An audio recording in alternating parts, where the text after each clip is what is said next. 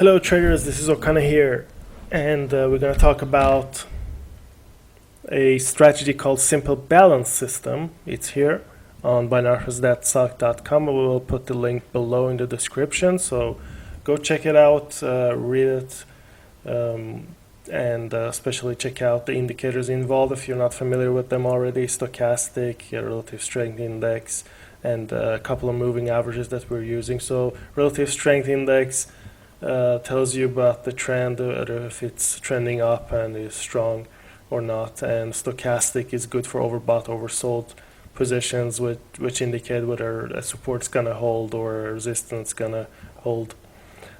And finally, the moving averages are good for trend and trend continuation and reversals. So let's take a look at the charts. I've set the indicators up. First thing you want to do, if you're not familiar with how to set up indicators, I will quickly show you. You go to indicators and trend, moving average.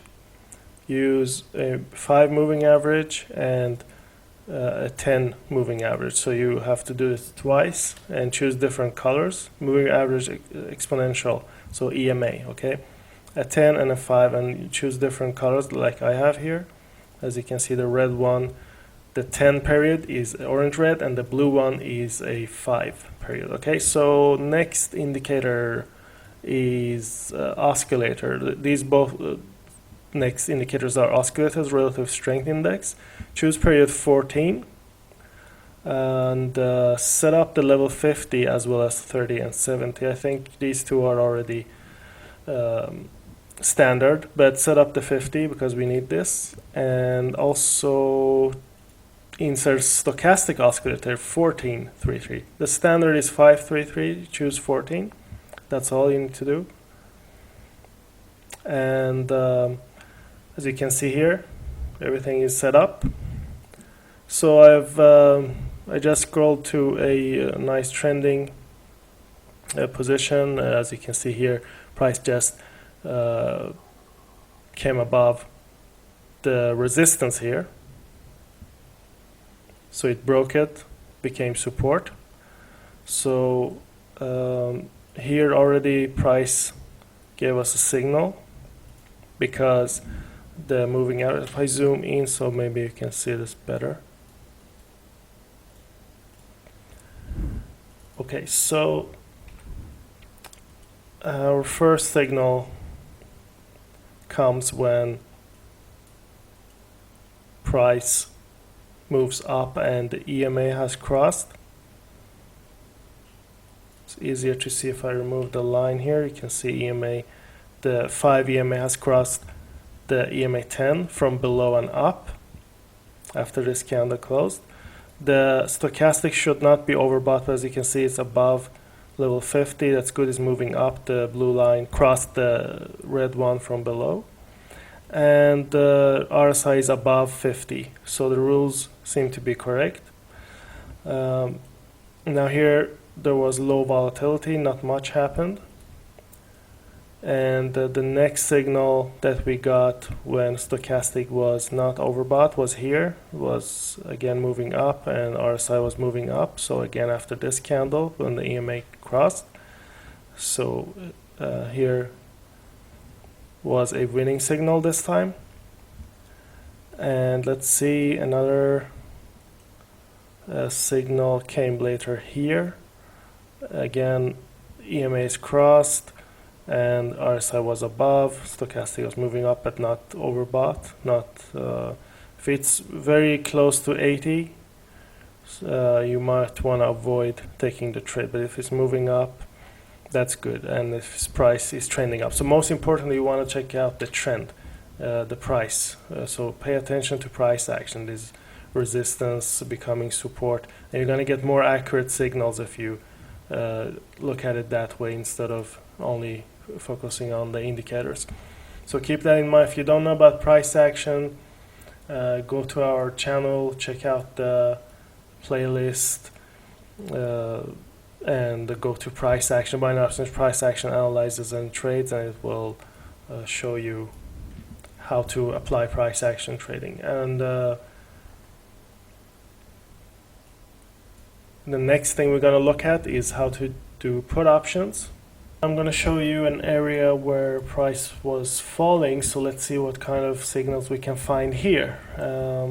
Okay, as you can see, the first drop here and then the retracement up, boom, and then back up again. So now you know price is trending down.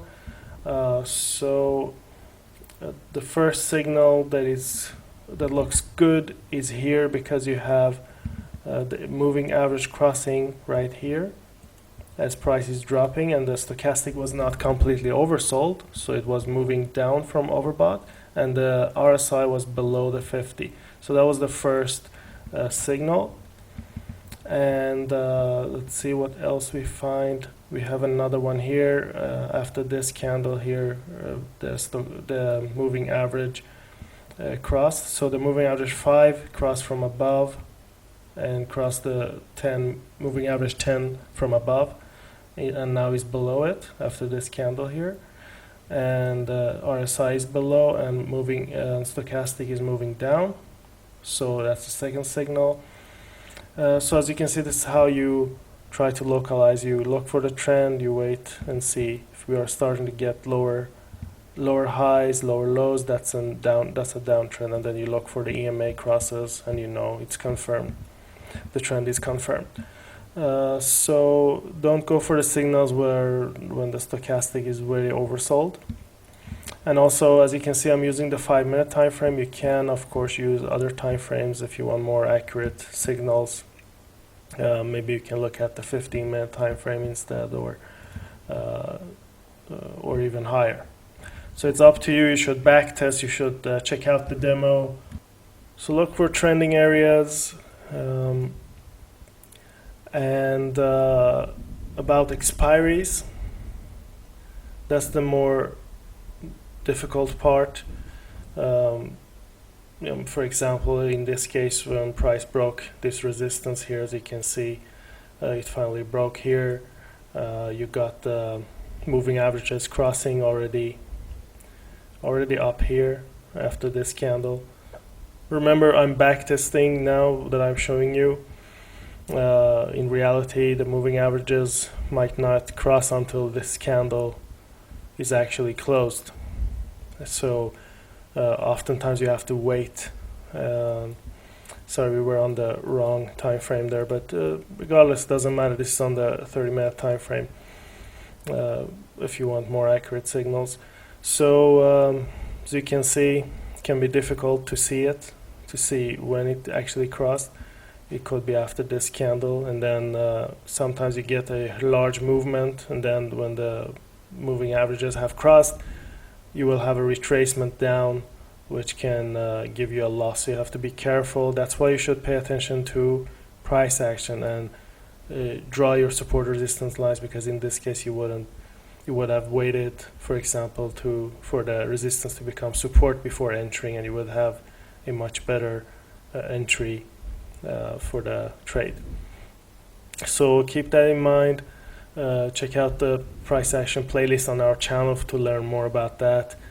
And count the candles. If you're in a nice trending area where price is just making lower highs or higher lows, and it seems nice and clear, then you can just go back and count the candles. Okay, that's one method for finding how to set up your expiry, because you look back and see, okay, the first climb, like here in this area, you have a nice trend. As you can see, the first climb was 1, 2, 3, 4 candles. So the next one, still not a valid signal, but you can still at least count the candles, so you can understand when you actually get a signal, you know when to enter. So check the article. I will put the link below. Let us know if you have any questions.